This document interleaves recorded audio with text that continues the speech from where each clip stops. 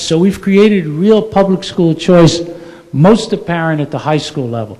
We've also created lots of new options. I told you I shut down about 90 schools. We've created 335 new public schools to give people more choices. Almost without exception, those are in high poverty neighborhoods. We've created additional gifted and talented schools as well.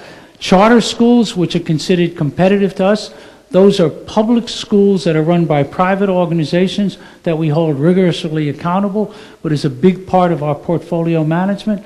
They're now in lots of high poverty neighborhoods. We've got 40,000 kids in charter schools and 50,000 on the waiting list. People say to me, why did you bring in competition to compete with your own schools? And my view is it's not about me.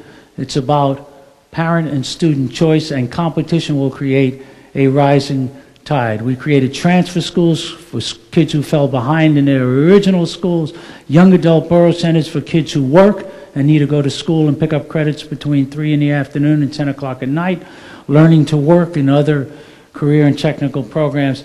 So this is a work in progress, but enormous choice in this system. What's the next phase? This is what we've talked about. It's our innovation zone, using technology and time in different ways. Education is resistant to innovation, but we have got to do a much better job. We could make our teachers much, much more effective if we intelligently use the kind of platforms and data and online work that we're trying to do in New York. We've got basically a zone we've created. We'll focus now on 3 different categories of innovation: time and staffing, new technologies to personalize instruction, and expanding student access to world-class instruction through virtual learning. We're going to have our kids doing lots of different things online, and we're going to have these new platforms, and I'm glad to see people from Time to Know here, because they're going to be part of an online innovative project we're starting in New York next year. It's all going to be independently researched in double-blind studies. We're working with educational labs at Harvard University, so we know what really works and doesn't work before we double and triple down on them. These are the 3 models: 40 schools piloting online, kids doing credit recovery, taking advanced placement courses. These are adaptive learning technology. We've got Time to Know and 2 other platforms, Compass Learning and Pearson in the US.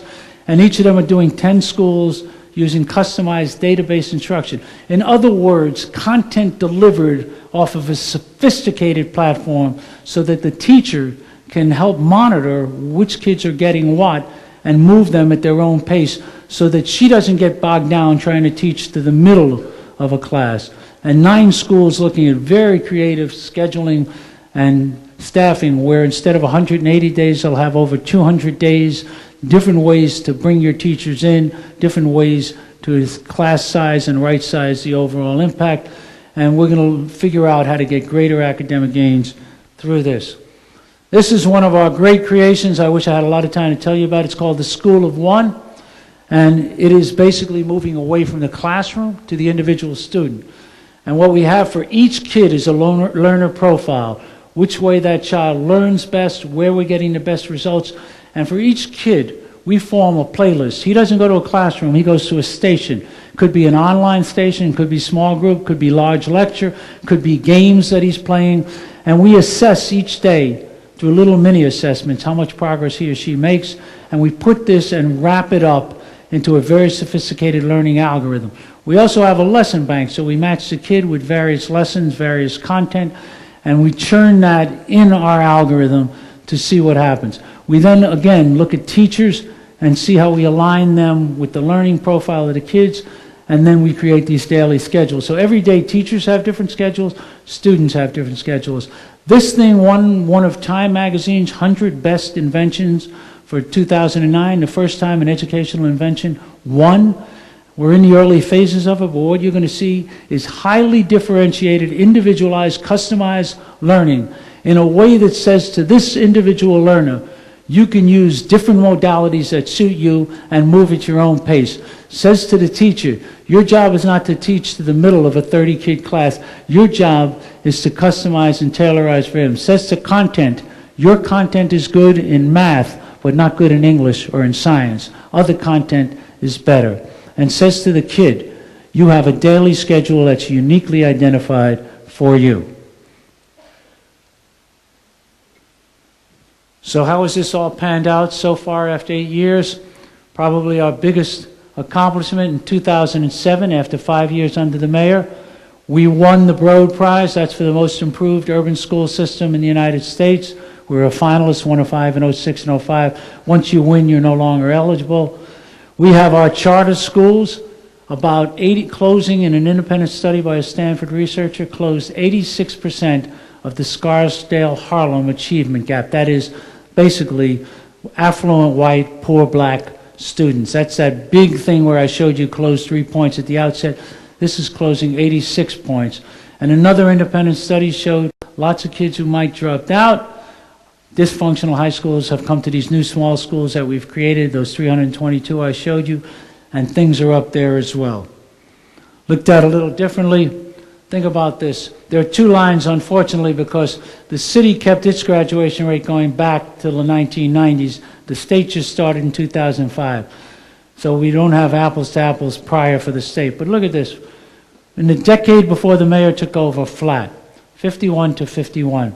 Really, honestly, that should have been about 44 to 44. Since then, steady incline.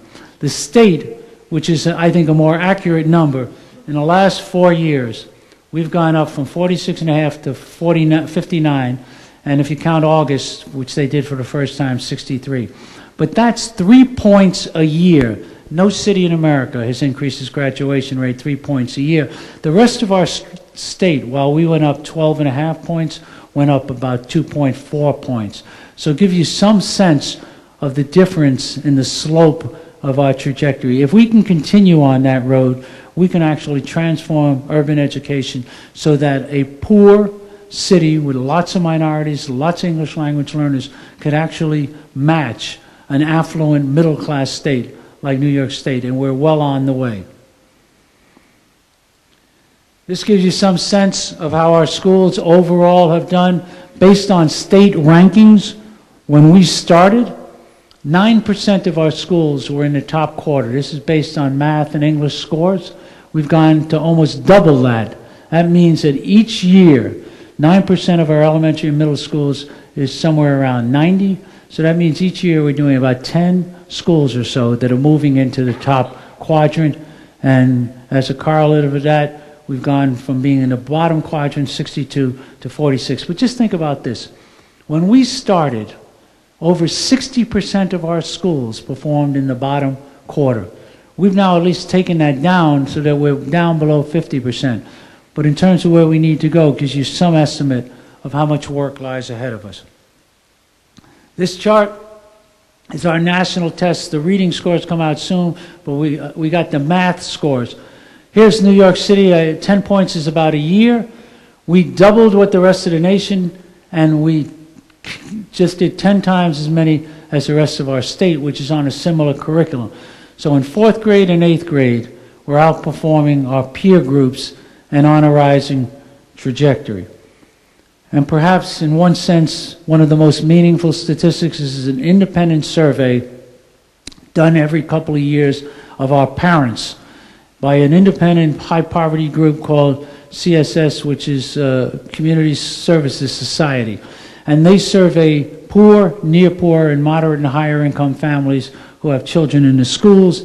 And the question they ask them is whether your kid's school deserves a grade of B or A or lower. When we started, 64% said of affluent community or moderate and higher income said their schools, 2/3 said their schools were an A or B, only a quarter of the poor. We've now moved up every rank, but what's most powerful is we're close to parity. We need to move this up, we need to move that up, but for the first time, we're starting to look at parity.